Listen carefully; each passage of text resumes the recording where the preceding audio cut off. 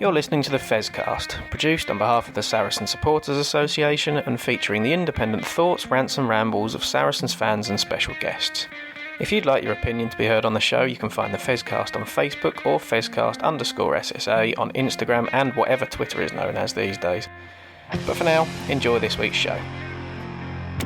You're listening to the Fezcast.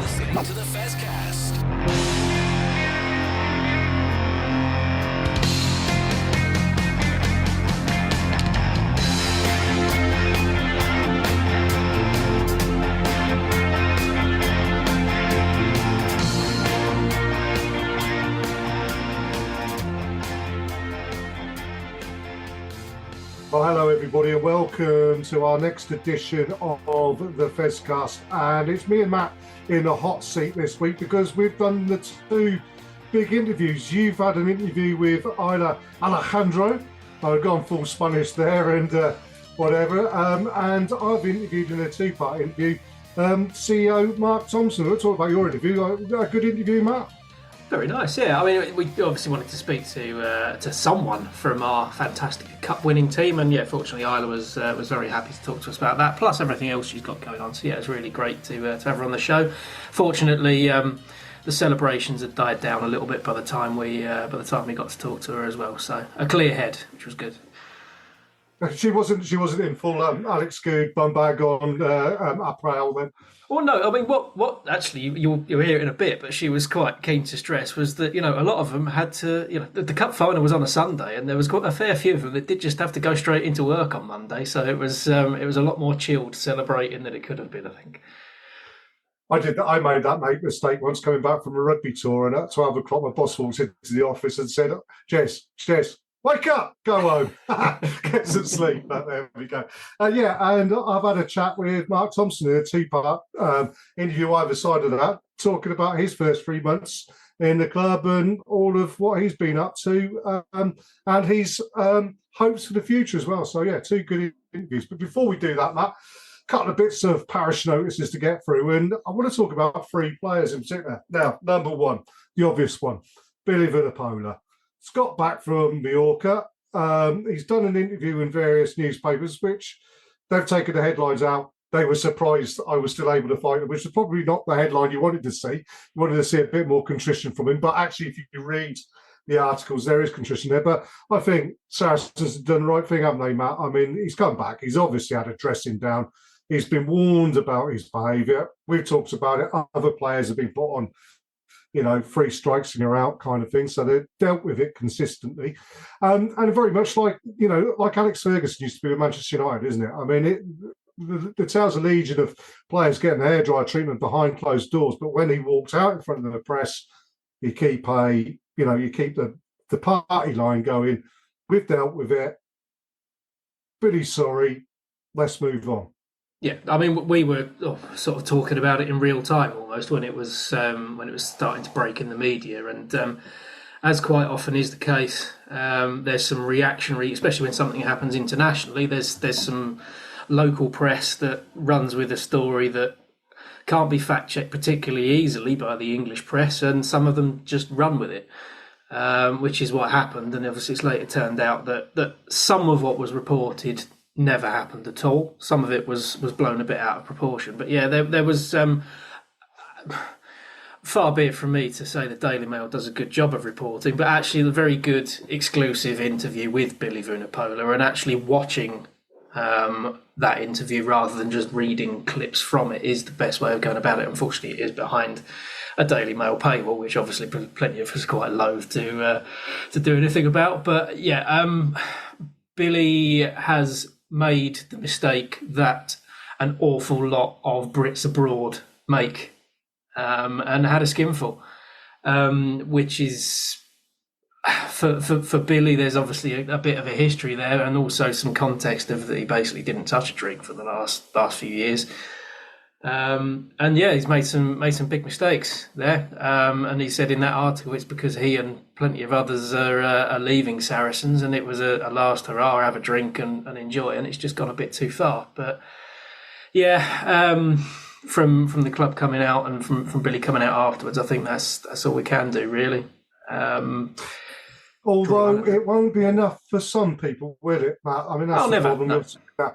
They'll see that the crucified Billy mob were out in, and I think if it'd been any other club, any other player, and you only have to look at other players that have had those kind of issues, Manu Tuilagi, Danny Cipriani, all stand out. But, perhaps a little bit more leeway we're given to them. Regardless, I think it's over and done with. The other player who's come in for a bit of abuse this week, as it were, is Maro Itoje. He got yellow carded in the game against Gloucester, wasn't it? No, sorry, Bath. He then got cited. It was a ridiculous citing, should never have happened. The best referee in the world, with an experienced touch judge team and TMO, I turned around, made a good decision and said, that's a yellow card. Yeah, no problem at all. In fact, the one that Jack Walker did on Anton Dupont in the semi-final of the Champions Cup was worse than Maro Itoje's, but there won't be a single person in the world who'll turn around and say, well, that should be cited and brought it towards the commission. The commission has then turned around and said, well, no, okay, we've looked at all the evidence.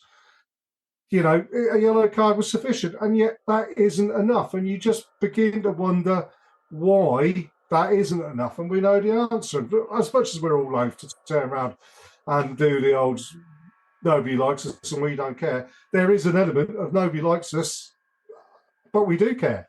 Yeah. I mean, I think there were a few of us that at the time thought maybe we had got away with it. I think if it had been given as a red card, we'd have gone, maybe it could have been a yellow, but actually, most of the angles didn't look fantastic. There's one that came out later on, which showed that basically there wasn't any head contact at all, and the yellow card was the right thing. It was mostly Alfie Barbery's hair that reacted to the heavy hit. What we should say is that yes, it was a yellow card offence only, has been proven by the commission. But to be honest, it really wasn't. The tackle technique from Maro was pretty poor.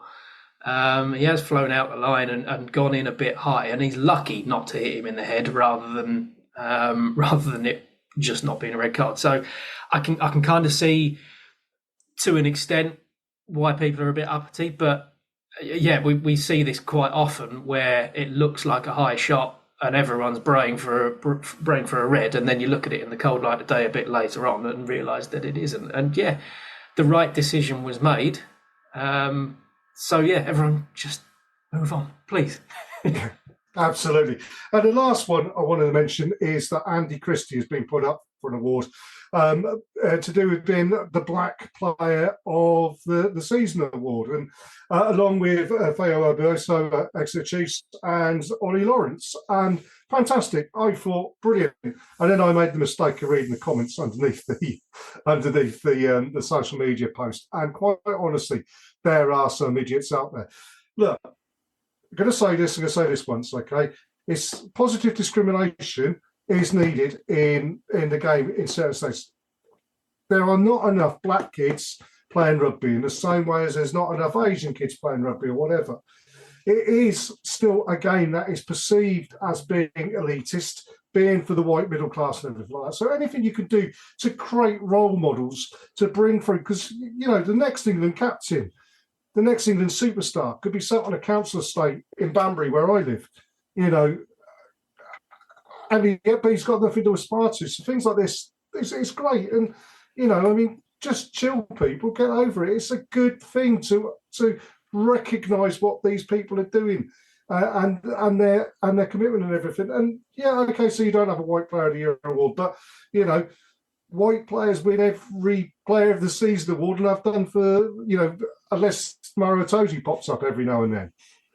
Yeah, quite often, yeah, your chances in English rugby of your Player of the Season not being a white man, it is a low proportion, as you say. And look, I think all anyone needs to do really is go back to the start of Fezcast Season 4 and listen to us talking to Maggie Alfonsi, because that's about all you really need to do on that topic.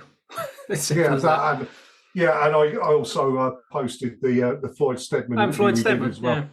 Yeah, when you think about where rugby was in the 1980s and 1990s, yes, it's progressed a huge amount, but it still needs to progress further, and things like this are only good. Anyway, We'll move on from there, shall we, Matt? And we'll do play in first part of the interview I did with Mark Thompson, which is great. I got together with him this morning, and Ollie was sitting in as well, to discuss his first 3 months at Saracens. In the first part, we're going to talk about where he's come from and some things like similarities between football and rugby and all that sort of thing. But that's coming up now. You're listening to the Fezcast.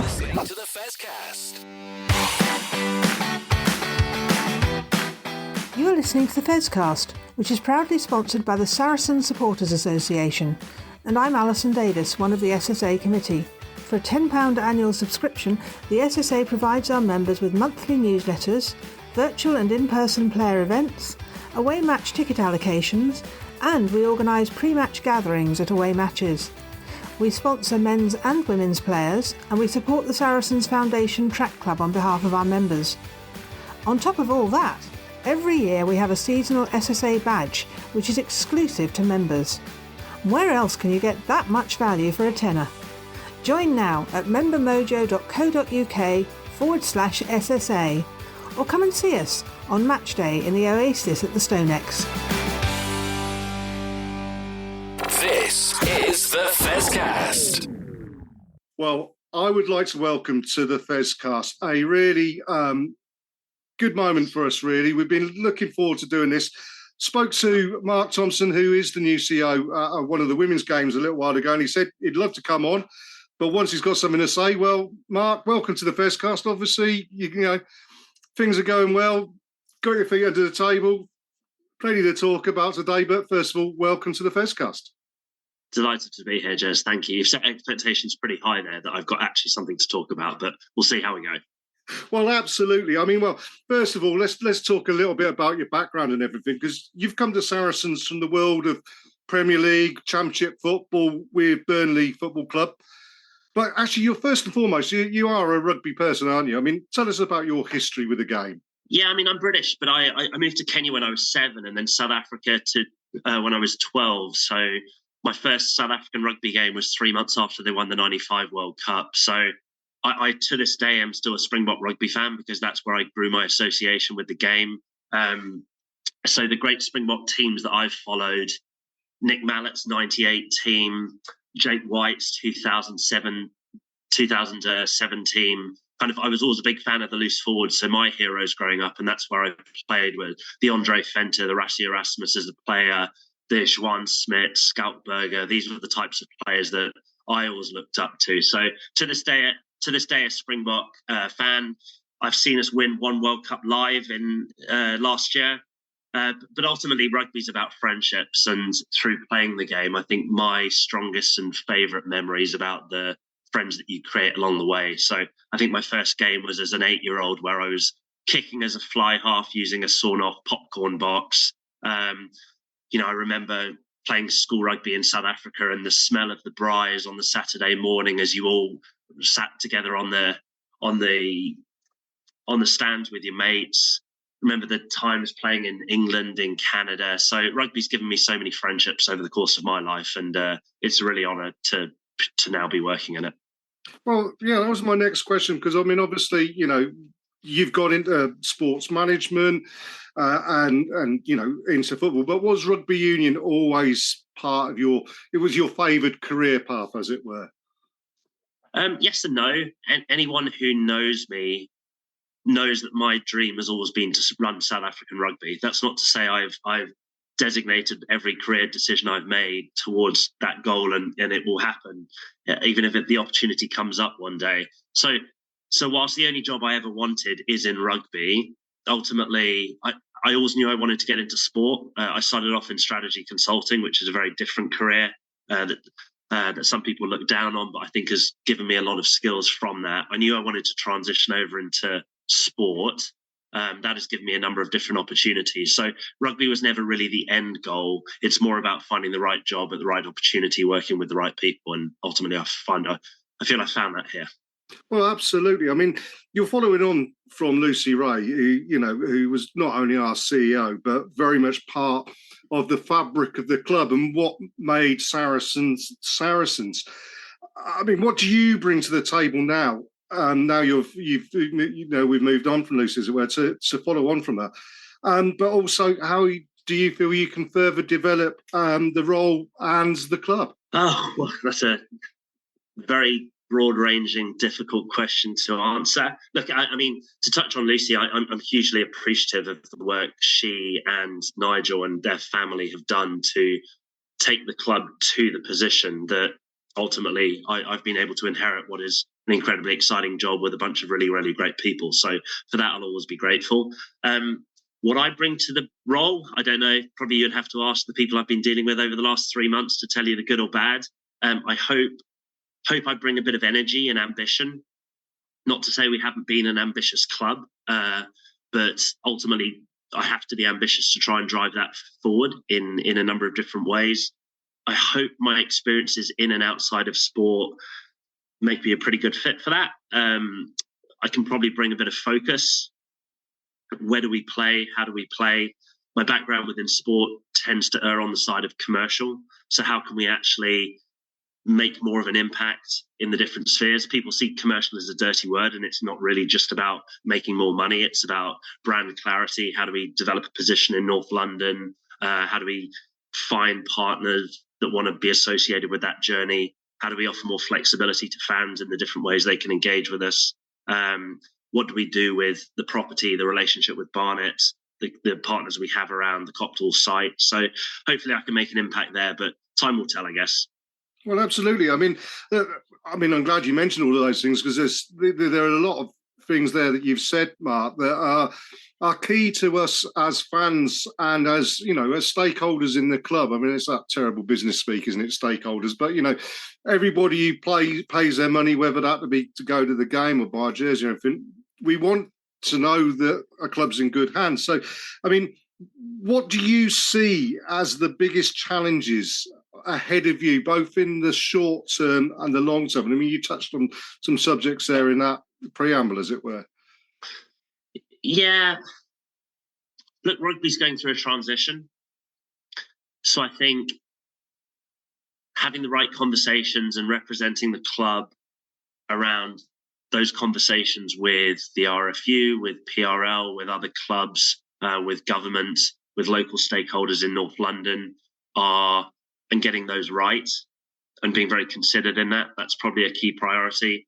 Then from a Saracens perspective, both in rugby, netball, some of the other things we do, the relationship in the community, where do you focus your time and what is success? And in amongst a very challenging business and a very challenging P&L at the moment. So the pathway isn't necessarily clear on a lot or all of those. Else, if it was, probably people would have got to a place that they haven't been able to get to at the moment. So I'd say that's a very broad set of macro challenges that you will be tackling over the next 12, 36 months.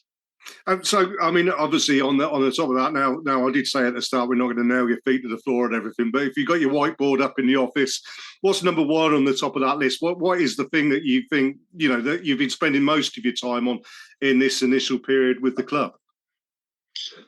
From a business perspective, probably property is number one in terms of that relationship with around the site. That's not just tenants around the sites, but it's also what we do around the long-term facility provision related to our teams, related to infrastructure.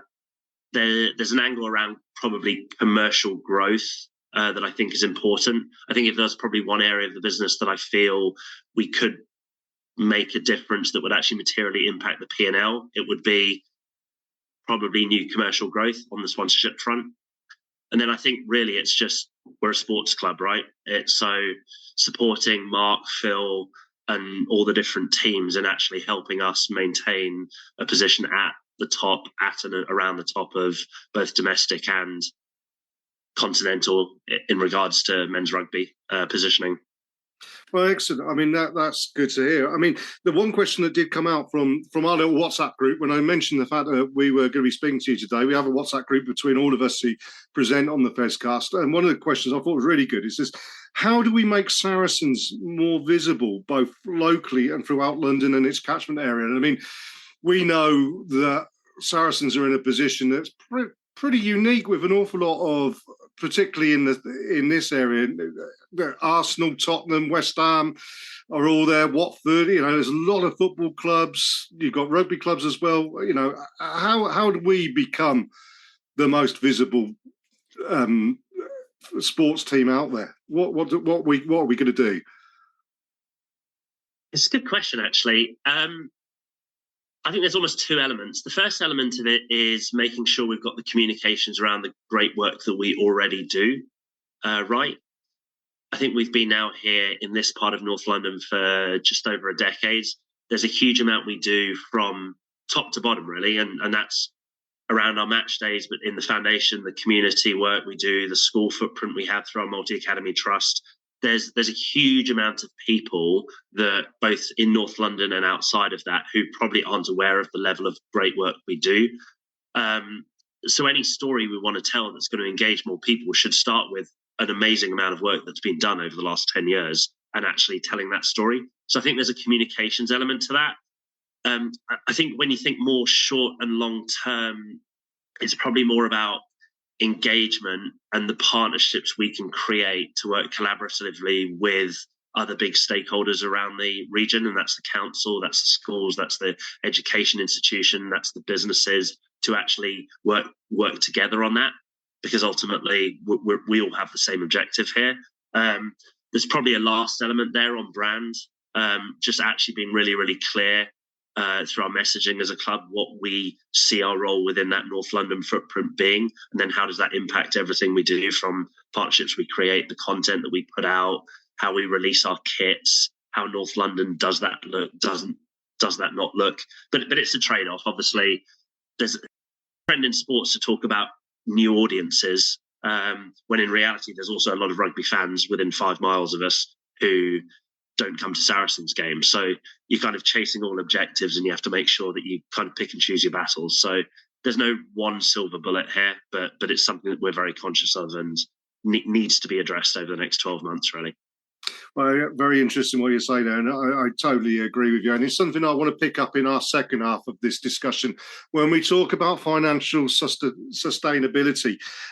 What I was going to ask, though, is that, the comparisons between running a top-flight football club and a top-flight rugby club. I mean, is there a lot of differences there, or are the skills you learn at Burnley and what you developed there really coming to the forefront now you're down here?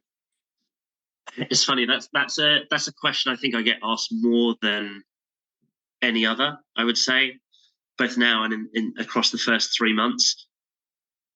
What's the difference between football and rugby? I think that there's 3 big differences that I would say I've noticed, and I knew this before coming into the job, but I think I realise the impact of it now.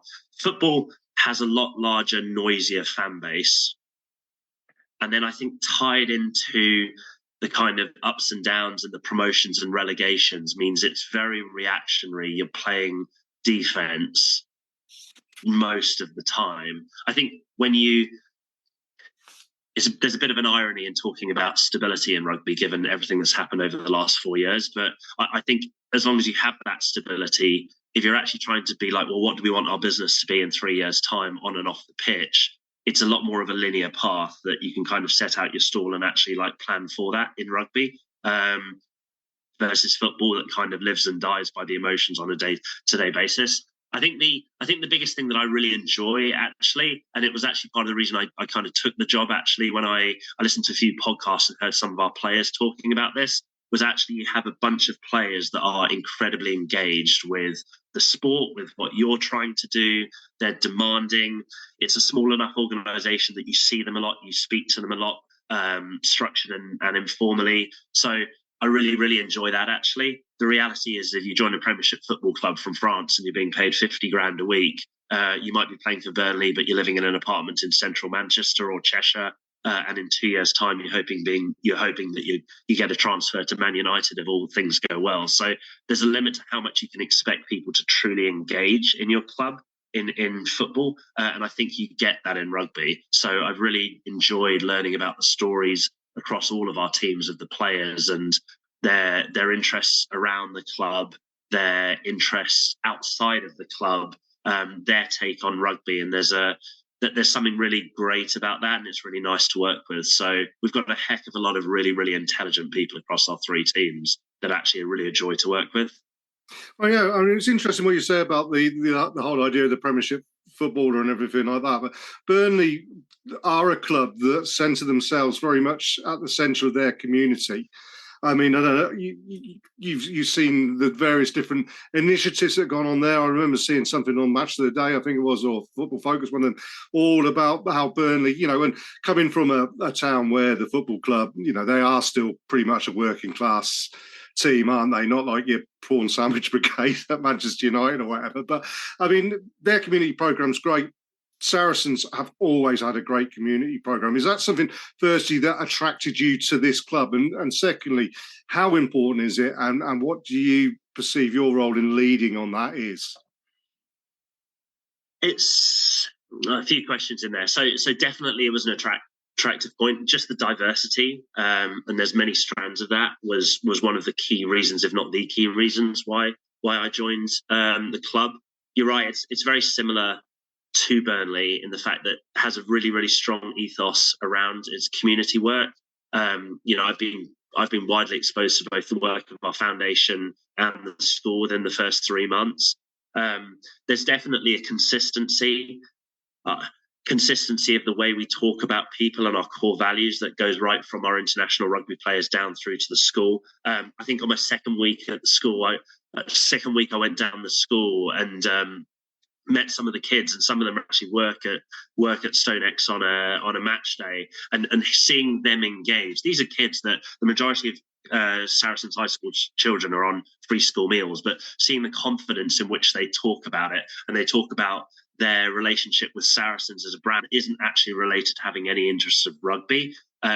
Being walked around by Sonia, who obviously is in the latter part of her career, has still got some stuff to do over the next few weeks, but also marries that job on the rugby field with also vice principal of the high school. So seeing the impact of that, the Multi-Academy Trust has very ambitious growth plans. The foundation, we've just had our foundation dinner a week and a half ago, watching Alex, who's a member of our disability rugby program, co-present that, who also gave out the ball at Showdown. So just seeing that joined upness of and the cohesiveness that we have as an organisation, and then how we can tell that story. In terms of what my role in that is, look, there's a level of independence that I don't want to and shouldn't cross, and I'm not allowed to cross on that front, because that's not ultimately my job. My job is to provide support and profile for the activities that are being done.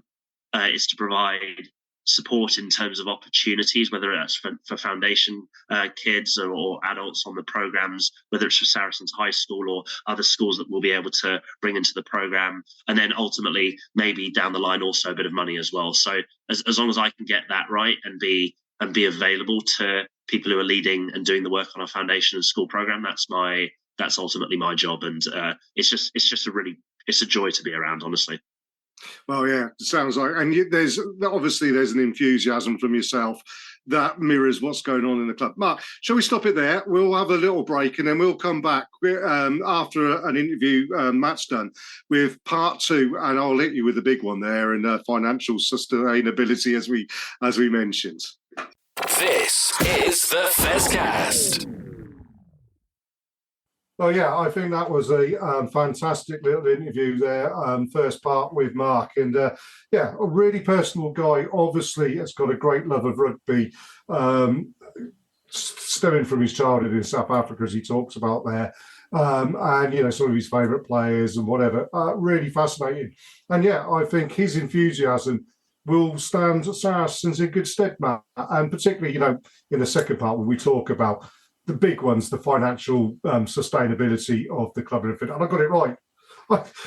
How I couldn't say sustainability this morning when I was discussing it with Mark, I do not know. But yeah, that was good fun, Matt. But we've got another interview coming up now, the meat in the sandwich, as it were. Tell us a little bit about, as I say, you're talking to Isla from the Saracens women. Yeah, Isla Alejandro, she's been in and around the squad for the last, this is her second season with Saracens. And yeah, a huge part of the Allianz Cup winning campaign. I think she certainly played in every match, and she may well have played every minute as well. So it's been a massive part of that. Maybe not had the game time in the Premiership that she would have liked, but yeah, good to get insight from someone within the squad, and looking forward to the rest of the season as well. Oh, absolutely. Well, let's play that interview in now, shall we? You're listening to the Fezcast. Hi, Alex Osterbury here, Director of Rugby for Saracens Women. You're listening to the Saracens Fezcast. This is the Fezcast. So welcome to this week's episode of the Fezcast. We've got a player with us who's in her second season with Saracens Women after arriving from Loughborough, and is now a Cup winner as well. And hopefully, as we're recording this on the Friday following the Cup win, maybe the celebrations have died down a little bit now and talking to us with a clear head. But welcome to the Fezcast, Isla Alejandro. How are you doing? You all right? Yeah, thank you very much. Yeah, I'm great, thank you. Excellent. Glad to hear. Definitely much of a clearer head, as you said. Well, look, let's just dive straight into that. How heavily was the Cup win celebrated among the squad? I mean, it was, to be fair, it was a good like sort of block that we had leading up to it, and I think to be able to win the Cup away, because obviously last year we were away at Sandy Park and sort of fell short a little bit, which was obviously disappointing. I think we had a good focus on, one, our preparations for the Cup, but then two, sort of having something to celebrate the whole squad that had been together for sort of the 2 weeks leading up to it anyways.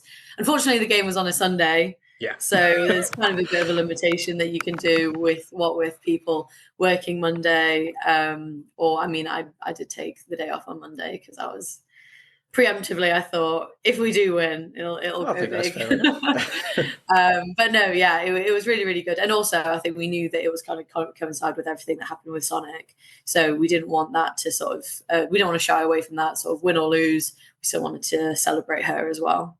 Oh, absolutely, yeah, and we were lucky enough to talk to Sonic a couple of weeks ago, which was fantastic. But yeah, with the game itself, obviously a very bright start, and particularly for you as well. You seem to be running rings around the Bristol defence for a while, but didn't really feel like that.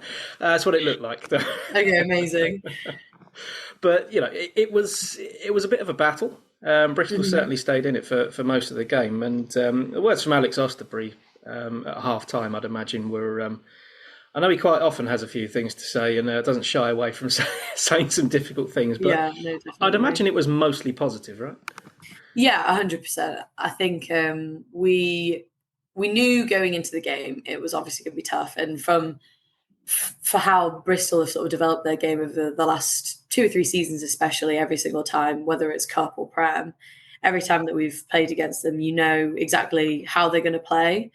And you know sort of what the dangers are, and obviously the fact that I think they scored most of that. I think their 3 tries that they scored were from the edges, from their back 3, who are very, very talented players. Like, you know that's where the threats are. So I think going into it, we knew what we had to focus on. I think the first half we managed to do that really, really well. I think I remember thinking about 20 minutes in, I'm not 100% sure when they first scored, but I thought, oh my God, no one scored yet. Now I'm absolutely blowing and no one has scored yet. So I think we definitely knew we were doing something right. So most of our focus at halftime pretty much was attack. And I think that translated quite well into the second half, because we were managed to sort of get more points on the board than they did anyways, because obviously they were the first to score. So I think going in just behind at halftime was quite good, because we knew that there was definitely opportunities that we'd managed to shut down, and that all we needed to do was not let up on the defence, but then just focus on some different aspects of our attack. Yeah, sure. And with the Cup run in general, I mean, obviously there's been a World Cup and there's the Six Nations played at the same time as the Cup, and it means obviously there's a few players that are missing, but the squad itself did tend to be a sort of good mix of experienced heads, some of the younger players as well, and also the likes of yourself, who perhaps, I guess you've had a little bit of limited game time in the league, certainly this season, and an opportunity to show what you can do there. So just how, from your side, do you go into these fixtures knowing it's an opportunity to really sort of express yourself on the pitch when a few other players are missing? Yeah, I think it's absolutely massive. You spend so much time sort of training and learning how, like, all of our attack and our defense shapes and stuff like that, and it obviously is a completely different game applying it within a match. So I think, like you said, it was a really good opportunity for people like myself to be able to show that, but then also it's just nice to be able to work with the team, and there's different heads that sort of like pick up some like leadership roles as well in it. So it's really nice, especially in the sort of group that we have, like to hear different people like piping up, or to have people sort of take on a bit more responsibility and potentially be the ones who are leading, as opposed to sort of being a member of the team that is sort of facilitating what some of our other sort of star players can do. Because when you do have players who are do you know what I mean, performing at a club, performing in the Six Nations and international fixtures, you want to make sure that you're sort of obviously keeping up with them. But then when it's time for you are then the more experienced ones. It's a really, really good opportunity for you to be able to show what you're about as well, and being able to help some of the younger players along as well. Because I think we have, over the past 2 years, I think we've been getting more younger girls in that have been playing. So like Amelia, for example, she's been stepping up at 10 for some of the Prem games, and essentially from her point of view, it doesn't change when it comes into the cup. But the difference is that you do have more responsibility in terms of those sort of decision-making bits. So I think it does spread a lot more of the responsibility out within the team. But because sort of we managed to know like what our focus was going into the cup and what we were doing, I think it meant that we all knew we were on the same page. And yeah, I think the synergy that we had, I think the last 8 weeks, I mean, I'm speaking for myself anyways, but it's been really, really enjoyable. I know the coaches, I don't know whether they were lying to us before the final, but they've said that it was like a really enjoyable block for them. And to be fair, I think it was for everyone who was involved. That sounds about right. And yeah, talk about yourself as much as you like. This is about you. Yeah. I mean, for you in general, obviously you've played in every single cup match this season, barely missed a minute, I think. And you know, so Yeah. for yourself, how do you feel about that run of fixtures? Obviously, almost ignoring the fact that we won a trophy at the end of it. But for you personally, how are you feeling coming out the back of that? Yeah, really good, to be fair. I think it is quite split from when we have the first cup games to the ones now. And I think there's, from my point of view, you come from pre-season, your first block of games are always a little bit rusty anyway. So it feels like an age ago that we played against Quins, and we unfortunately lost in that cup game right at the start. And I know that we sort of had a similar situation at the start of the cup last year, where I think we lost our first game against Bristol as well. But I think we showed last year that we sort of had a few losses early on in the cup, still managed to get to the final. I think thinking about in terms of development from our side, well, my personal side anyways, from looking from that cup game, from when we could have very easily beaten Quins, but we didn't, unfortunately. And then moving it through now, like I think it's just that sort of like performance, sort of execution side, and you do develop throughout the year. Like I think it would be, do you know what I mean? It'd be silly if you'd gone from the start of the season to the playoffs now and you hadn't developed as a player. So I think it's just a really good sort of comparison between straight at the start of the year, you're straight out of pre-season, what sort of things do you need to work on, and then hopefully the fact that we were a bit more sort of taking opportunities and executing it better when in the playoffs, when you kind of want to be doing that anyways. I think, yeah, it's essentially what the Cup's about anyways, coming out of pre-season, get a few games under your belt, going into the Prem, and then when the girls are away for Six Nations, like picking that back up again and showing what you've learned over the year. Yeah, I guess that must be a little bit difficult when, I mean, this is a bit tough to say really, but you've had a good sort of few months where opportunities in game time have been fairly limited. Just trying to pick that straight back up again going into knockout rugby, that must be a fairly difficult challenge. I mean, obviously you've still been training, you've still been a heavily part of the squad, but is there a sort of mindset change that has to happen during that period, or? I think For me, anyways, I think I was kind of moving from like week to week anyway. So I think I was having good conversations with coaches. Like I was pretty happy with how I'd been training and sort of how it was all going. And obviously in the back of my mind, I always knew you have like sort of this cut block to fall back onto if for any reason, I hadn't got a lot of Prem minutes, but then it's all about just sort of like being present, doing what you need to do at that time. So I think it is a long period of time to sort of blank out, but you don't really think about it when you're in the moment. You don't think, oh God, I've got another 2 months of not playing, because each week I'm going into it and thinking, well, I'm going to do whatever I can to get selected this week. So when you think about it like that, time flies. And then you look back and you go, oh, didn't play that whole time. But still, that's just rugby sometimes. That is just rugby sometimes. It's very much a squad game. And lucky enough to talk to Alex Osterbury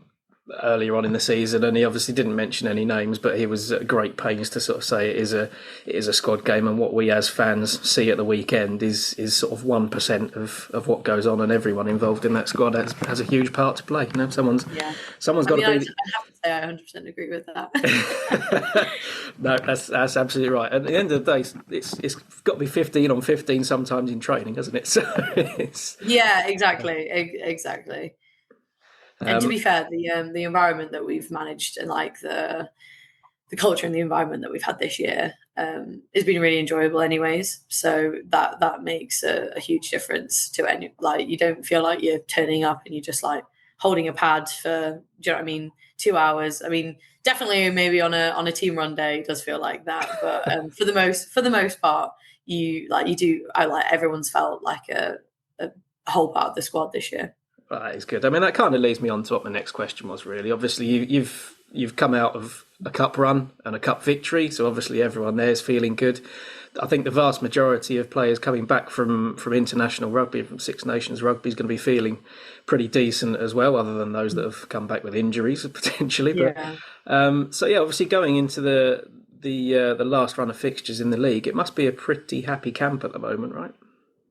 Yeah, I mean, to be fair, we haven't all got together yet, so true. Pending. But yeah, exactly. But pending, I'm sure it will be. Like anytime we had games, in terms of the cup games, anyways, because obviously the Six Nations girls are playing a little bit more consistently than we were. But like everyone's still putting messages in the chat, like talking to each other, and have just basically just been really, really excited about all the different stuff that we've been managing. And I think we've all been keeping up to date with the Six Nations games, obviously. So even though we all haven't been together, everyone's always watching it and keeping track of it. And then by the time that the girls come back together, I think we're so used at this point when people are going off in and out of camp, especially from last year with the new WXV and with when the World Cup had started at the beginning of my first year, anyways. You do have a lot of players coming in and out a lot, and I think it's just something that we've all gotten quite used to anyways. And I think the girls that come back, especially sort of their personalities are the ones that you can't really miss, and they slot straight back in as well. So yeah, it's always really, really good to have them back, and it's pretty much whenever they're back, it's like they've never been away. That's fair. And I mean, I'm not going to ask you what the goal is for the rest of the season, because quite clearly for you it's to play every game, and for the team it's to win the league. There's not really anything else to say. Yeah, exactly. Do the double. I think that'll do it perfectly. Yeah. I mean, for you personally though, longer term, where do you want to see yourself in rugby in next year, the year after that? Yeah. Good question. I feel like I'm kind of the sort of person who doesn't really stick too much to long-term plans. I think I've tried before and then it's all gone out the window and I've gone, oh, whatever, I'll just do whatever works for me. But I think I'm really happy with how everything's going at Sarries. The environment is really enjoyable. I think I'm developing so much more as a player than I sort of have done sort of over the last few years before I'd come down. So, and it's just kind of like plugging away at what I'm doing anyways. I'm not really, I've had a few conversations here and there with Alex, but I'm not the sort of person to sort of shoot for the stars and, do you know what I mean, and put all of these like different aspirations on myself, because I know that I'm a firm believer in, if you're enjoying yourself and if you're sort of being present in whatever you're doing, then you'll end up playing better rugby. And once you start putting expectations on yourself and piling pressure on yourself, especially someone like me, as soon as I always joke around saying that I only play my best rugby when I'm not thinking about it. So I've gone through phases of being like, right, what am I going to do for this game? I'm going to plan this, I'm going to plan this, I'm going to know exactly what I'm doing. And I've had like the worst game of rugby of my life because I was too busy thinking about that. Yep. And then sometimes I'll go into a game feeling completely unprepared. And then I'm like, oh, that was actually really, really good. So, yeah, I always joke around and say that the least prepared I am for it. Anyway, the day before anyways, the less I'm thinking about it, the better I usually am. So I think I'm firmly taking that into a bit of my lifestyle at the minute. So I'm just enjoying where I am, enjoying working at the foundation as well. Like all of that sort of lending itself to what I'm doing outside of rugby and then also helping with training. So yeah, just kind of keeping on what I'm doing. And as long as it's all still working for me, then I'm happy with that. I can definitely appreciate that, having made a big plan and then 18 months later quit my job. Yeah, exactly. Exactly. No. Well, you mentioned the foundation. Yeah. And I'm very keen to make sure we talk about the foundation. So you are one of a few of our players, past and present, who have been doing some work for the foundation in your Monday to Friday. Just tell us a little bit more about what you're doing there and why it appealed to you as well.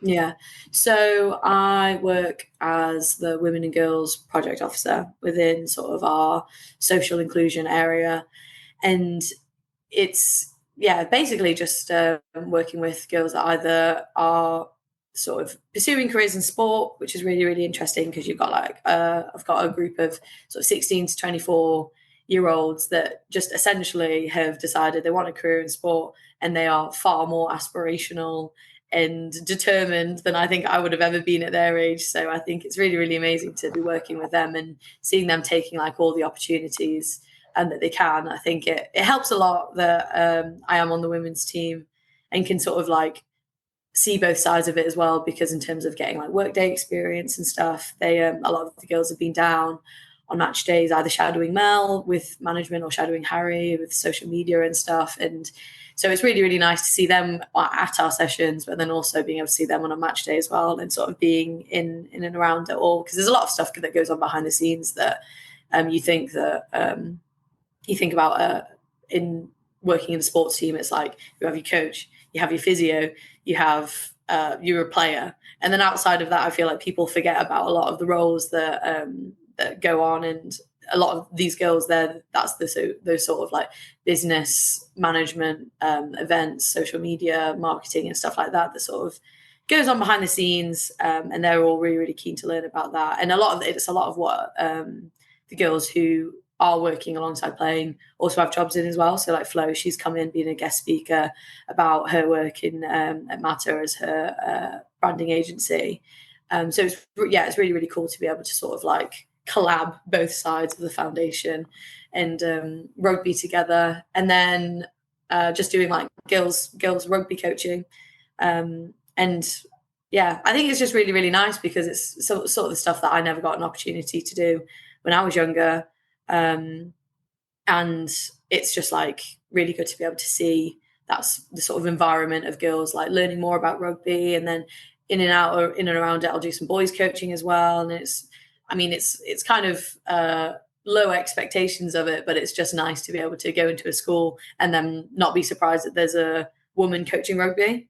Yeah. Do you know what I mean? Like there was definitely like a few comments when you first start out, but as soon as you sort of make yourself known and you're a bit of a presence in some of the schools, they just kind of like the teachers and the kids are just like, yeah, crack on. So it's nice to be able to sort of break down some of the playing stereotypes that have sort of been built up over the years and are now thankfully breaking down as well, but especially on that sort of like sport coaching, sporting industry side as well. It's really nice to be able to represent in that area.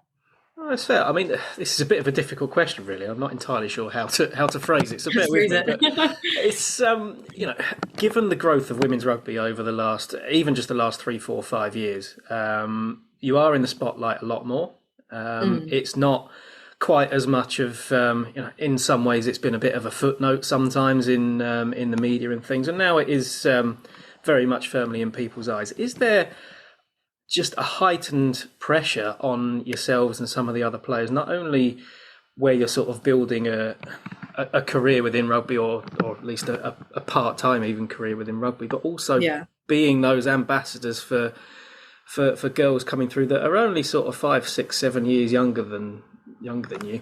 Does it just add to additional challenges within the game, or is it something that you're actually thriving off of?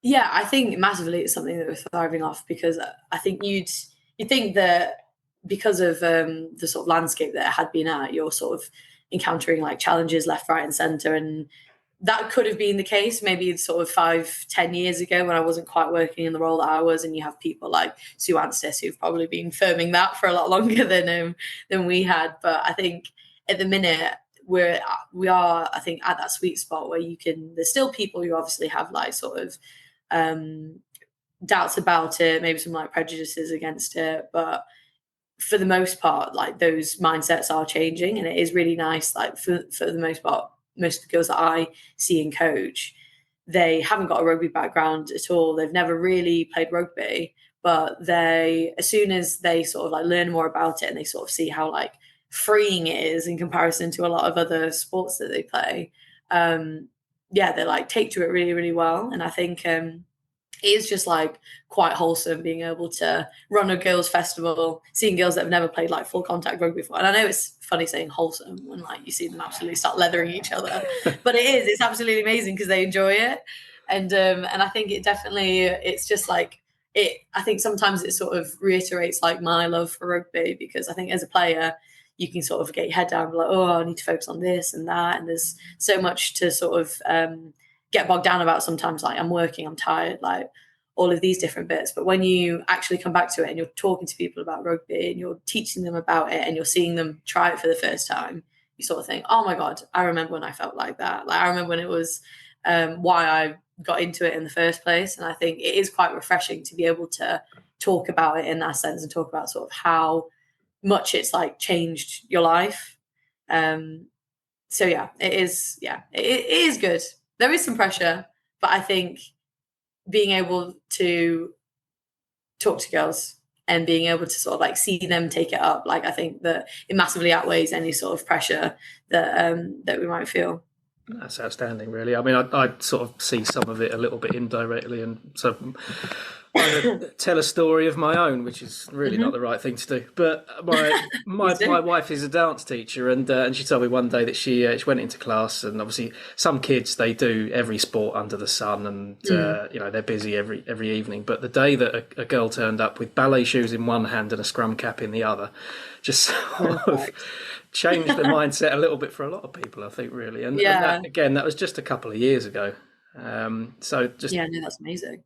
How it's suddenly gone from a boys' sport played by girls, really not the case anymore. It is outstanding. And on the other side of things, off the pitch, we see just you can add a 0 onto the crowds in the last 5 years at the women's games, and certainly since playing at the Stonex. So it's obviously good to see, but.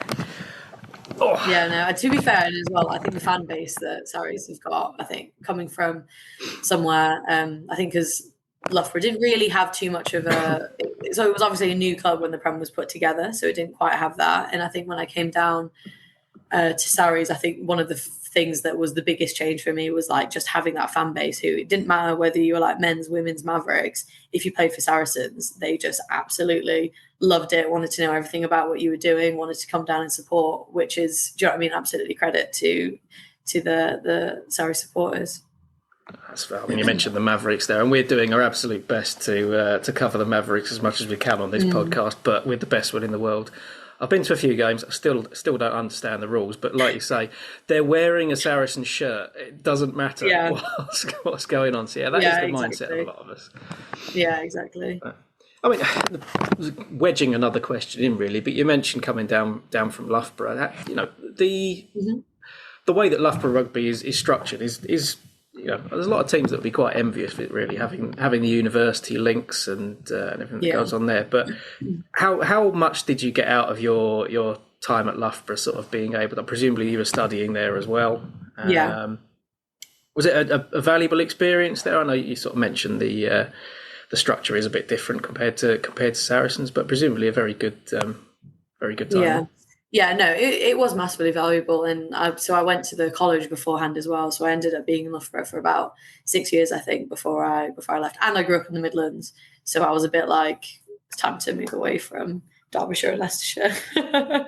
But yeah, being at Loughborough, I think as a young player has only done positive things for me, because I think you're even in like my foundation year when we were there. So we used to do because I did a BTEC and then I wanted to do sports science, so you have to jump on a foundation year beforehand, and I was just playing rugby anyway, so I was like, what's another year of me being able to coast by through uni and train full time essentially.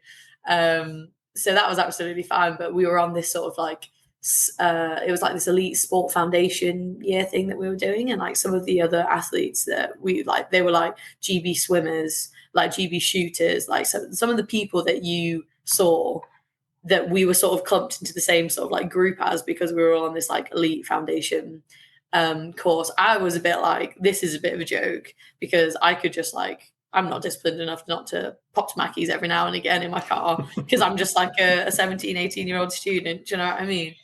But I think in terms of how professional and how sort of driven a lot of the athletes are that go to Loughborough, that sort of naturally lends itself to the environment. And I think as a young player, you learn really well. One of the things that we were taught early on is just in terms of like being disciplined, like having all of the sort of like structure in place in terms of your like nutrition, your sleep, your health. And I think that was hammered quite heavily because of what a sort of sporting professional environment is. And then since coming to Sarries, I think I was a bit surprised, because I was a bit like, oh, like you're way more chill here. Do you know what I mean? And I think both sides are absolutely beneficial. I think from coming from it to somewhere new, I think there's obviously benefits to being able to be disciplined and being able to sort of know what your focus is in terms of like your nutrition, your diet, training, recovery, and all of that. But then also being able to mentally switch off and be able to like give yourself a break is massively something that potentially I don't think we got enough of when we were younger over there, because it was that sort of like performance driven program. So I think now, because I had that earlier on, it's easy to go from where it's more disciplined to somewhere where it's not, right? Yeah. So I think it's meant that it's I've been able to strike quite a good balance between, but like the facilities are absolutely incredible. And I do think back in the years when I was there quite fondly, but I think it was just because I'd been there too long. It was just time to do something new. Absolutely reasonable. Now, obviously, the joys of part-time and voluntary work. I think we're both probably running our lunch break a little bit long now. So that's all right. We should probably get back to the day job, shouldn't we? But it's fantastic insight from you, Isla. I really appreciate it, and all of our listeners will as well. So thank you very much for coming on to the Fezcast, and we'll hopefully speak to you again at some point soon. Yeah, definitely. Thank you for having me. No problem at all. A ticky ticky tonga, a ticky ticky tonga, a massa wire, a massa wire. Leo, leo, leo, leo, leo, leo. Well, indeed, thanks to Saracens Women and in particular Isla for coming on and talking to you, Matt. Really enjoyed that interview. Fascinating stuff. I mean, she's got a lot to say. And very intelligently. So obviously enjoys talking. It must be your wit and personality, Matt, that brings out these people. It was, yeah. We did both have to disappear pretty quickly because we were trying to do that in our respective lunch breaks. So time did pass much quicker than it could have done, really. But yeah, no, it's fantastic to talk to her, and I do hope that she continues on with Saracens, obviously working with the Saracens Foundation at the moment as well, which a number of our players have done. But yeah, it sounds like she's really enjoying that. So everyone just sort of check out what's going on there as well. Brilliant. Well, let's play in now the second part of my interview with Mark Thompson. And as I say, before we went into Isla's interview, as I said to Mark, time for the biggie. financial sustainability and everything that goes around that. Hi, this is Petrus Duplessis, and you are listening to the Fezcast. This is the Fezcast. Well, I'd like to welcome back for the second part of our interview, CEO of Saracens, Mark Thompson. And yeah, Mark, I'm going to hit you with the big one now. Financial sustainability. And I mean, let's be honest about it. Every club in the Premiership posts loss after loss. We've seen clubs go out of business. Saracens themselves have made huge investments in infrastructure, the local community. We built a new stand. The question is rugby union at the very top level sustainable? That's a very big question. It's an interesting question. There's a nuance to it as well, I guess. There's sustainable in terms of, can you create a break-even business? And there's sustainable at a probably different level, which rugby has traded on, which is, can it be close enough to break even that enough people still want to invest and run and own rugby clubs? Football's an example whereby I think if you look over a 10-year period, the average wages as a percentage of revenue for the championship clubs were 110%, which is far worse than rugby. But football's popular, so football's always had someone who is willing to pick up the baton. So whilst you could argue that the championship isn't sustainable as a football league, it is sustainable in the context that more often than not, someone is always willing to buy a football club. I think that the challenge for rugby has been that not many any of these big clubs have had investment in the last 10 years, which tells us there's not a huge pool of buyers out there. So actually what we need to do, and at the moment we've gone down from 13 to 10, we ultimately need to create a league that the 10 current owners still want to continue investing and funding. We need to start working out on how we reduce those losses. And over time, that then will increase investment and attractiveness from other non-current investors into the sport, which obviously will lead to a sustainable game. So it's a very broad, difficult question to answer, but I think there is a nuance in defining the two different elements of what sustainability is. I suppose, well, that's the question, isn't it? I've always said for a long, long time that actually owning a sports club, I mean, they always say, if you want to make how do you make a millionaire? Get a billionaire to buy a sports club. Because, at the end of the day, as much as whatever going on, sports clubs now are the plaything of the rich who can find a few million quid that they don't need, that they could write off against tax maybe or whatever. And I mean, you see it in football, don't you, that various Middle Eastern royal families decide they want to buy Manchester City or Chelsea or whoever, and they just throw money at it. Is rugby ever going to go down that path of saying, right, okay, we're not going to get the Qatari royal family involved, but we might get a minor Qatari royal who's got a few quid here and wants to chuck it? And then does that have a knock-on issue on how the game is run? Another big question. So leaving aside who the individuals are, I think any business always welcomes additional interest in investing in their product. I guess rugby has to kind of figure out what you're then investing in. If you're Saracens Rugby Club and you go out to market and you're looking for investment, you can be investing one of two or three different things, right?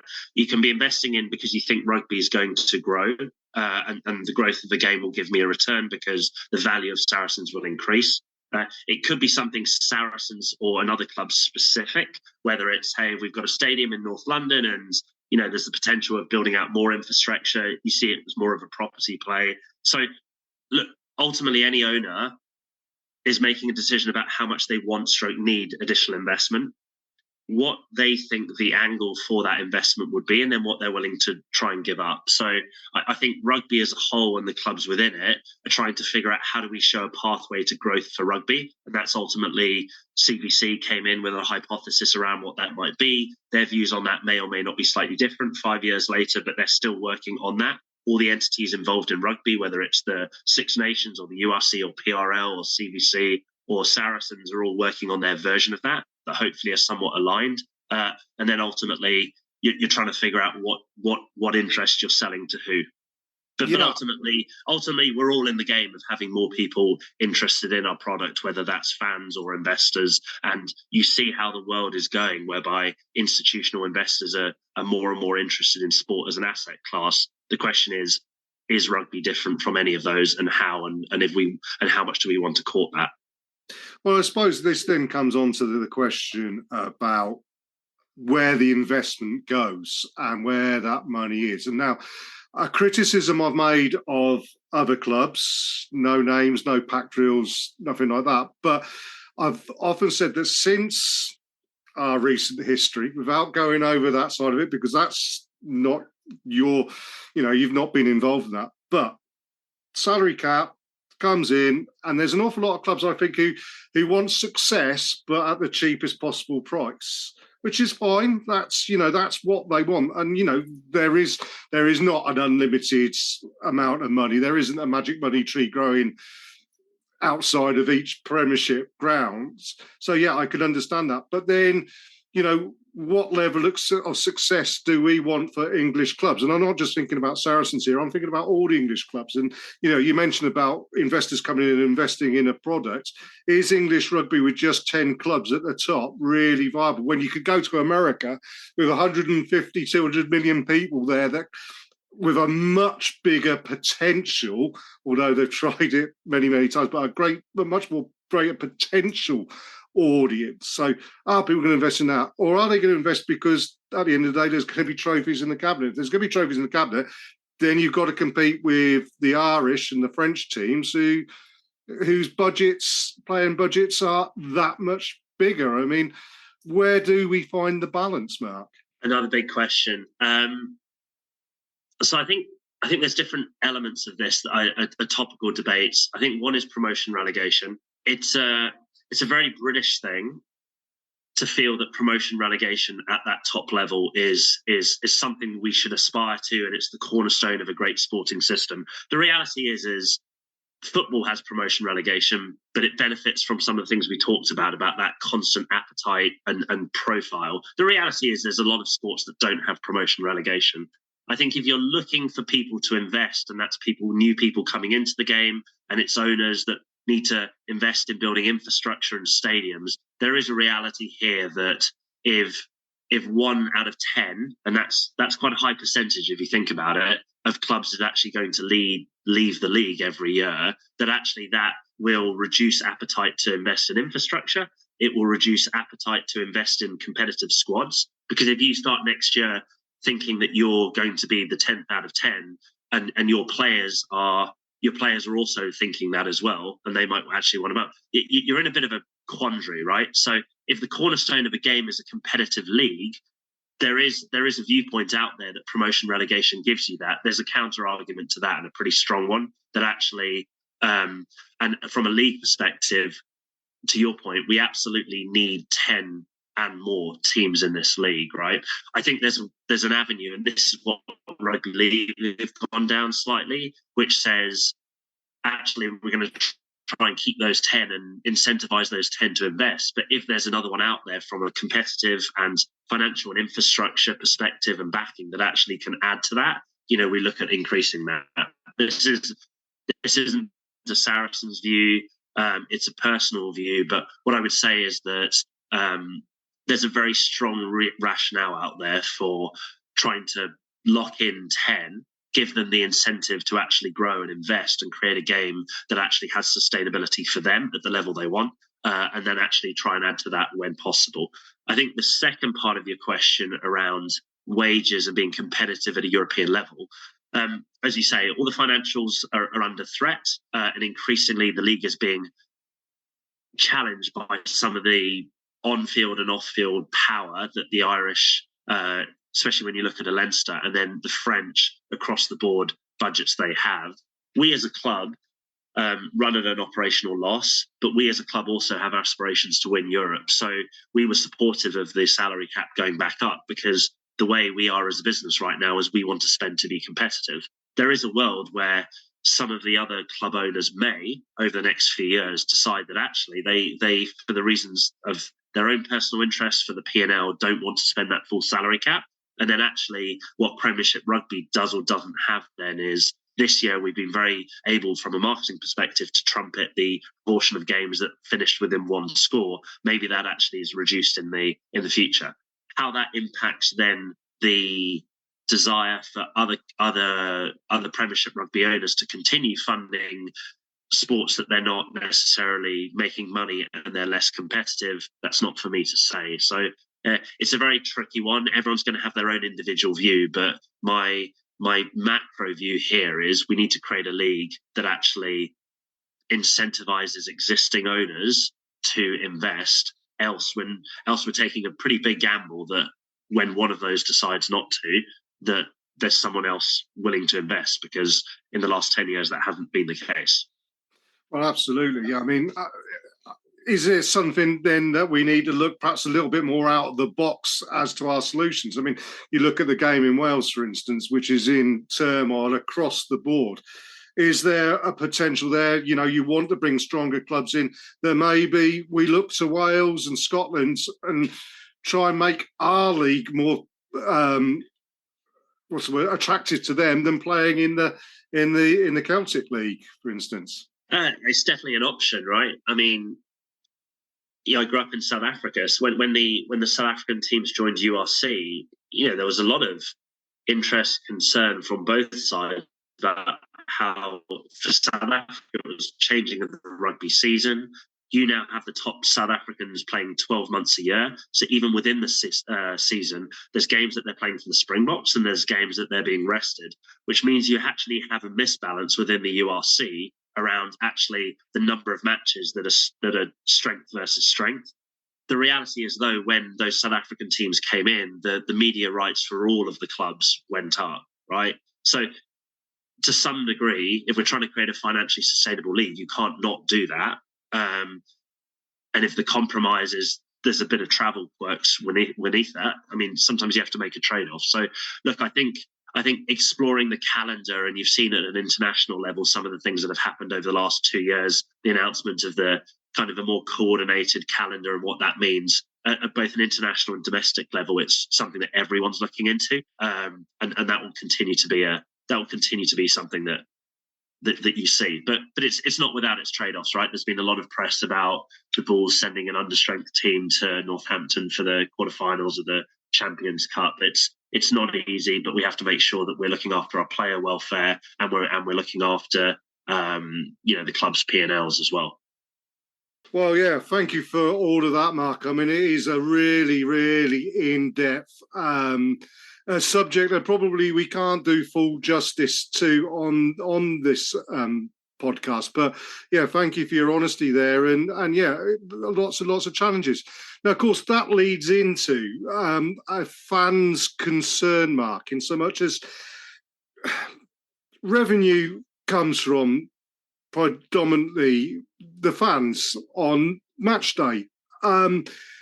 And the question is, are we in danger of pricing the average person or family out of watching, live rugby union? Tickets, refreshment, transport, they're all expenses that squeeze already diminished budgets. I mean, how do we, again, we talk about balance. Where's the balance, Mark? Yes, look, it's something we like every other sports organisation, constantly talk about. I think the commitment that you have to have is flexibility around different ticketing products at different times, right? So yes, you can have hospitality where people are more than willing to pay a high premium for a high value, high quality hospitality product, but then you actually stretch the bottom end of that, which is very affordable prices to be able to bring in new audiences to the game. I think, look, obviously, I don't take any credit for this because there's only been a couple of men's games that I've actually even been here for at StoneX, but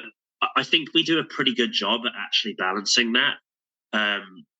Tickets can always be lower price, but I think when you look at whether it's the festivals, we often have like up to 700 or so kids attending each game as part of a festival on discounted tickets. I think we do standing tickets for about 25 quid, which are at a lower price point than the seats. I think we've used the Prem Cup to be able to trial really low prices. I think, kids tickets for £5, £1, to really bring people in the door for no additional money.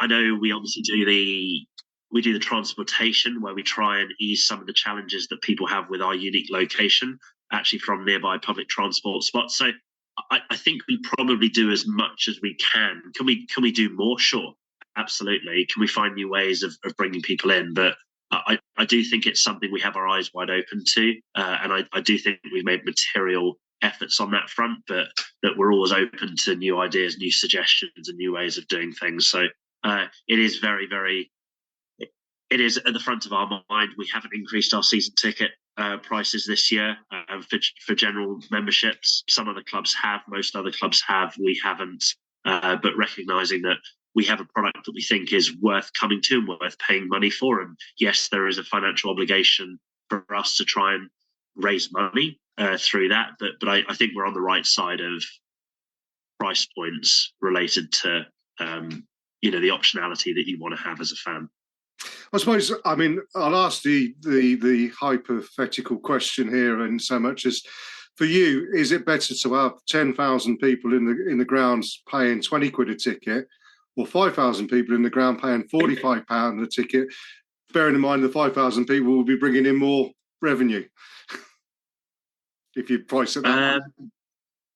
It's an interesting question. I would say if it was a one-off game, you definitely want 10,000 people paying the lower fee, and you'd hope you'd make up the rest of that difference in concessions that they may buy. I think if you're looking longer term as a business, if you believe that what's being put on the pitch, the standard of play, the entertainment around it is worth that higher price point, I think you have to back yourself to be able to say, we actually think we can go out to market and actually gain more fans who are going to want to fill the other 5,000 seats. Because if you don't do that, you end up in a position whereby you're always going to be constrained by the fact that you can only ever sell the tickets at £20, or you're going to have to double the price of your tickets over a 5-year period, which doesn't feel right. So this is one of those questions where if you're a CEO, sometimes you have to give the unpopular answer. But I would say we need a full stadium. That impacts our team's performance. It impacts the perception of our brand. But actually, if you feel that your product is worth a certain ticket price that may be higher than that, you have to back that you have a team that's competent enough to go and actually tell that story to the point where 10,000 people are going to come in at the higher price and actually consistently and actually enjoy that experience. So look, it's a balance. Maybe that's the unpopular answer, but we're aware of the trade-offs. We know it's somewhere between the two of those, but there is a reality that sometimes you have to give the unpopular answer there. Well, absolutely, Mark. And I mean, yeah, that's why you're paid the big bucks, I suppose, to make those sort of like decisions, I expect. But I mean, there you go. The other question that comes off the back of that, Mark, and it actually just come through on our WhatsApp group, I just noticed from Duncan. This weekend, the men are playing Bristol Bears and the women are playing Sale in the competitions, one at Stonex, one away at Bristol, virtually at the same time. I mean, whose decision is that to play those games like that? And does anybody go to that person who makes that decision and say, what on earth are you doing? You're not helping us grow either game. Because they're not helping us grow. Because there's going to be a lot of people who would be at Bristol who would go to the women's game and vice versa. And, you're suddenly spreading the jam very thin. You are. Look, there's two different professional bodies overseeing the two different competitions. Is there coordination that's done to a degree, to a level? Yes, not past the point. You can't create the perfect calendar for this. It is a challenge. I think there is a reality that the overlap isn't huge. I think where there is overlap is the people, our most loyal core fans who do attend and want to attend both. When I went to the women's final, the Allianz Cup at Bristol last week, it's amazing already how many people I feel I go there and know and can say hi to, because these are the people that are attending both the men's and the women's matches. The audiences are relatively different, actually, for both competitions, especially when you're talking in the context of away fans for a men's game. Our women's audience is different. There's a lot of first timers, a lot of people there who aren't actually travelling to Bristol to watch the men's match, whether that's because of cost, interest, time required, and all of that. So I think the overlap isn't quite as big as people might think it is when it's talked about amongst a group that obviously are the people that are our most loyal fans who go to both, which is unfortunate for them. So there is a level of coordination, but it's an imperfect situation. We're governed then by, do we want to have women's matches on a Saturday, or do we want to be shifting the women's matches in the calendars all the time to days when perhaps that's not the Saturday afternoon I go watch sport. So it's a challenge. We could put those matches on Sunday. We could govern that Sundays, but there's a whole bunch of people who are doing recreational sports on a Sunday as well, which when you're talking about a family environment and a family crowd that is coming, that is actually the case often. So it's a very difficult one. Yeah, I mean, absolutely. I mean, we had to put it out there. It is a concern to people, but I'm sure that they'll listen to what you say there. And it's something perhaps that needs looking at in the future, which I'm sure everybody involved will do so. Last question, Mark. I was going to ask it in the first part and never got around to it, but I'm going to ask again. I mean, next season, looking ahead now, as CEO, the predominant thing is what happens on the playing field. Everything else around it is, it's that serene swan on the with legs paddling underneath. But next year's going to be a big change round, isn't it? Owen's off, Alex Lewington's retiring. We're assuming there's other players. The team's being built very much with youth. It seems in at the forefront. You've got young players that are coming. You likes of Juan Martin Gonzalez. Toby Knight's just signed a new 2-year deal, which is great news. First off, Mark McCall's been at the club for a number of years. He's very successful at taking young, raw talent through and making them the best players in the world. Have you got confidence in that coaching team to say that, we're going to see another 5-year, 6-year dynasty where we're going to build a team that's going to win trophies regularly? Well, why would you not have confidence? Look, there's no guarantees in life, and part of the if there is a silver lining of 13 clubs going to 10, you've got an extremely competitive league now with a lot of teams that are very, very similar in so there's no guarantees of us or anyone maintaining their position at the top of the perch. But if there's any coaching staff in the league that you would back to be able to not only remain at the top, but also any kind of transition of the squad that is or isn't perceived to be in place, to do that successfully, you would back Mark and the team. I think they've shown that. They've delivered it over a decade now. So we're excited about the next phase. They're excited about the next phase. We've got a bunch of players on the up. We've made some signings that we're really, really happy with. And we think we're really going to be a really good team to watch next year, and we're going to be extremely competitive, and every year we're going to get better. So there's something really exciting about that as staff members, as fans, to actually really engage and grow with a set of players. So we can't wait for the future on the men's side. We're excited on the women's team. We've got another big month ahead of us to try and do a double. The Mavericks are pushing towards their playoffs, trying to get into that last 4. So look, it's exciting next month coming up, and we're really excited about the future. Right, absolutely fantastic. Now, Mark, finally, it's your chance. You're speaking to the fans here. We are the fans. Is there anything you'd like to add? Is there a message that you want really to get out to the fans on the Fezcast? Well, first, it's just thanks for the support. I feel I've met in person and engaged with an extraordinarily large amount of people. And to the point I just made around the women's match in Bristol, I went there and I felt like I already have my little Saracens family, which given I've only been in the job 3 months is honestly really great for me. I feel part of that family already, and people have been so warm and welcoming, and also so proactive to come up and build those relationships. So I kind of want to thank you and other people for having done that. I'm really enjoying my time here so far. I hope it's the start of what is a long-term involvement with the club. So it's to say thank you, and then just keep supporting our teams. As we say, we have a bunch of unbelievable human beings who are creating really, really great teams, and they deserve all the support in the world, and they get it, and will continue to grow that. And then probably on the business side, to what we talked about, there's no short-term bullets here whereby the finances change drastically overnight. Some of the finances of our club and other clubs in the last few years, as poor as they look, have also been propped up by CVC money and instalments that go away. So that's going to take some time.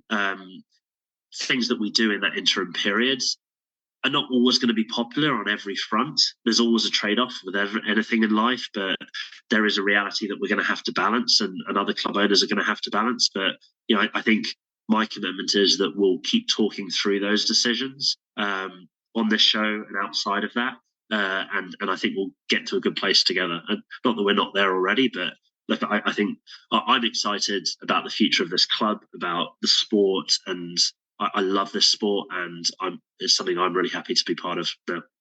Well, Mark, thank you ever so much for your time. Not only doing the Fezcast, but also being approachable and visible at the games. I think it's really important that we continue that side of Saracens, of being, as you say, all part of the family that I hope that we all feel about. And I'm sure you won't be a stranger at the games. If you see us with our Fezcast stuff on, we'll say hi, obviously, and whatever. And I'm sure any fans who want to say hi, if they see you, you're more than welcome to do that as well, I expect. Absolutely. Brilliant. Well, thank you for your time, Mark. And we'll hand back now to myself and Matt to finish the show off. You're listening to the Fezcast. Well, again, thanks to Mark for joining us and being quite open and honest about the challenges that not only Saracens but the game of rugby will see as he perceives it. A fresh pair of eyes, I think, coming in. But also, I think, someone who's going to make the tough decisions if they need to be made. And I think that came out that there may well be some tough decisions, but also one who's got an enthusiasm for the game and the belief in what Saracens are trying to do, Matt. Yeah, and I think something that we've discussed internally within the Fezcast, and I've seen from Saracens social media as well, is people really want to hear from Mark, and they really want to hear from him quickly. I mean, the guy has only been in the job for about 3 months, and it's a really big job. And obviously people are going to compare Mark to our previous people at the top, obviously Lucy Ray before him, and everyone loved how open Lucy was with the fans during her time, but we do sort of have to remember that she was already around the club for a long time before taking on that top role. Mark has had to bed himself in a bit, so a bit of patience definitely needed, but at the end of the day he's come on and chatted to us, which is, he's probably got more important things to be doing. So we really appreciate it. And hopefully everyone's taken a bit of insight from what he said there as well. Indeed, and especially doing it on the bank holiday Monday morning. I mean, that was very big of him to do that. So, thank you very much, Mark. Now, before we finish, we've got to do a quick preview of upcoming games on this weekend. And I mentioned it in the interview with Mark, and it's a bit of a shame that at 8 o'clock we're playing Bristol Bears away. So it's all a bit of a model up there. But I mean, Mark was very clear in the reasons why and how it works. And actually, the ins and outs of it perhaps aren't as big an issue as perhaps we perceive it to be, but still not great. But Saracens Sharks, we're hoping 5 points at home there. As I say, your interview with Ida were talking about the fact that they haven't celebrated. There's still plenty of the season to go. But we do expect that to be a 5-point win, don't we, Matt? I'd like to think so, yeah. We're obviously pushing hard for a home semi-final, and I think it'll be all guns blazing for that. Obviously, we've got players back from the Six Nations, maybe counting a couple of little niggles and injuries, but we'll just have to see what happens with that. But nothing less than a 5-point win there would be good enough for us. So set the stall out there, definitely. Well, actually, and I think you're absolutely right. I mean, excuse me, in previous times when he's come back, you've either had people coming back and they haven't got somewhere in the cup competition or there's injuries or anything. I think you've got the players that are coming back from England in particular But also, I think Scottish players and even the Welsh players coming back, Donna and Georgia, for instance, after a win against Italy, it's going to be a bit of confidence there. That's got to be good. England players are going to be full of confidence, so they're going to be flying, and you would hope that they would fit in. But also, we've got confidence because we just won the Allianz Cup. So, I mean, I think it's going to be good omens for the weekend. And I expect to see a really good performance. The game that is, though, I mean, is a big, big crunch match. Away at Bears, down at the Bear Pit, Ashton Gate. I've done a quick total up of where things could happen, and we could end up second on Saturday night, or we could easily be in sixth because of the way that other matches go. I mean, you've got to look Bath for away at Newcastle. Well, you'd expect Bath to get 5 points there. Sale, they're playing Leicester. I mean, that could be 4, that could be 5 points to Sale, you're thinking there. Bath, they're going to be on 55 points. The interesting game is Exeter Quins. What happens there? Quins are coming off of a semi-final defeat. Are they going to bounce back, or are their season? It's so many different permutations. As I say, the one thing we've got to do, I know Duncan said it last time, is win, but also perhaps win with a bonus point, which is a big, tall task given how well Bristol Bears are playing at the moment, Matt. It is, yeah. I think a bonus point win is obviously going to be quite tricky, but any kind of win keeps things in our hands, and that's all you can really hope for going into the last game of the season, knowing that you win, you're fine. Obviously, we want a home semi-final, but there is a part of me that goes with how close everything is. Just being in the top 4 going into the last game of the season, that is a pretty good start, really, given where I think some of us felt our season was going over the winter. I think to be in the position we're in at the moment is fantastic, and we've shown time and time again over the years that we always finish the season stronger than our patch in the middle normally, where it starts to look a bit interesting. But yeah, it's going to be tough. Bristol have hit a good patch of form just at the right time, and I think actually anyone, if they sort of get into 4th place potentially, I think whether it's Saints or Bristol at the top, I think they might be a little bit nervous of that. Yeah, absolutely. I mean, the interesting thing is that potentially you could have teams in a 10-team league in the top 4 positions that have lost 6 or 7 games, and it's that's crazy to lose a third of your games almost.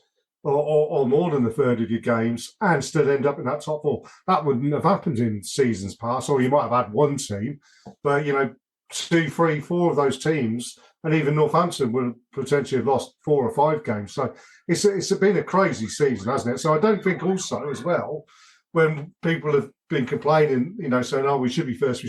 I mean, it's just not happened this season. That's not been it. And as Mark said in the interview, it's been a really competitive season and good for it, with the obvious exception of Newcastle. I won't prove us both wrong and go out and thump Bath for us. That'd be nice, wouldn't it? But yeah, you're exactly right. There's so many times this season we've said that we've got to get over the expectation and the sort of there is an entitlement from some of our fans, certainly. I have to say it from some of our newer fans that aren't used to us being crap. But that we will win the vast majority of our games and win trophies on a regular basis. That the fact that the league is more competitive now, it's not that we're bad. It's just that everything has closed up together, and yeah, you're right. We're sort of 2 wins away from being first and 2 losses away from being 8th. It's that close. Yeah, it's an amazing season, isn't it? Amazing season, I say. Well, fingers crossed for Saturday that we do get 2 fine wins. Hopefully Bristol will do what they normally do at this time of the season and choke a little bit. But yeah, that's all to look forward to. As is our next show, which will be coming up on about the 15th of May. Are you away on holiday by then, Matt, or is that your last one? Not quite. No, I think I've got 2 more, and then I get to pack my bags and leave you all to it for the business end of the season. Well, absolutely. Well, we'll see you all next week on the Fezcast. So thank you again to Isla Alejandro I hope I pronounced that correctly. I mean, Probably not. as you'll have heard it throughout this Fezcast, my English pronunciation is pretty poor. So I mean, Spanish, I ain't got a chance, have I? But also, of course, I'd like to thank Mark Thompson for coming on and talking to us. And being so open and honest and connecting with us, which has been great. And thanks to you, Matt, for your time. And thank you to everybody for listening in to the Fezcast. See ya.